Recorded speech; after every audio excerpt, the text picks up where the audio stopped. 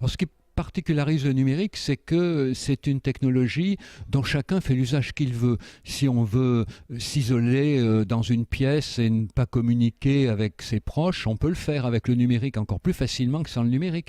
Si on veut communiquer avec des membres de sa famille éloignés, on peut le faire aussi beaucoup plus facilement avec le numérique.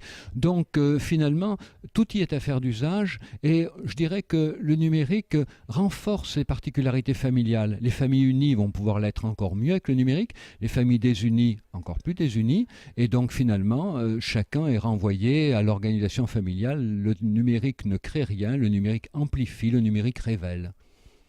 Il y a quelque chose aujourd'hui qui complique beaucoup la relation des parents à leurs enfants, c'est la conviction que leurs enfants, parce qu'ils sont nés avec les technologies numériques, les auraient dans le sang, que leurs enfants seraient capables de s'en débrouiller tout seuls. Et c'est une erreur grave, hein. On sait que effectivement beaucoup d'ados se débrouillent bien sur Internet, mais pour y être arrivés, ils ont fait d'abord beaucoup de bêtises, ils ont pu parfois les payer très cher, ils ont mis beaucoup de leur intimité, et même parfois des parties de leur intimité qui risquent de leur nuire plus tard. Et donc du coup, les bons parents à l'ère 2.0, ça va être des parents qui vont s'efforcer de comprendre ces technologies pour les expliquer à leurs enfants, pour les accompagner, et puis surtout des parents qui vont valoriser les créations de leurs enfants, parce que aujourd'hui, ces technologies ne sont plus seulement des technologies de la consommation, mais des technologies de la création. Et la grande difficulté pour les parents, c'est de quitter ce modèle de l'écran qu'on consomme pour comprendre que le modèle de l'écran du présent et surtout de l'avenir,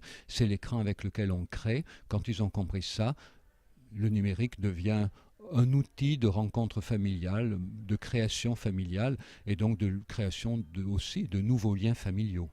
Ce moment d'échange que nous avons eu à l'occasion de ce petit déjeuner a bien montré que nous sommes en train de sortir de cette grande angoisse des années 2000, cette grande angoisse qui faisait que Internet était vécu par énormément d'adultes, énormément de parents, comme une machine à influencer leurs enfants qui rentreraient en concurrence avec eux. Aujourd'hui, les parents, les pédagogues comprennent mieux que Internet doit être un allié dans la relation qu'ils ont avec leurs enfants. Et je crois que c'est quelque chose qui est bien sorti aujourd'hui. On a vu évidemment les inquiétudes des parents, mais on a vu surtout les manières d'y remédier. Et on a vu que ce remède, il se trouve dans le fait de créer des liens plus nombreux, plus riches, et puis le fait aussi d'apprendre à utiliser les technologies numériques, apprendre à les utiliser pour ce qu'elles apportent de meilleur, dans le domaine de la création notamment, et puis essayer d'éviter de s'enfermer dans le piège d'activités répétitives, compulsives.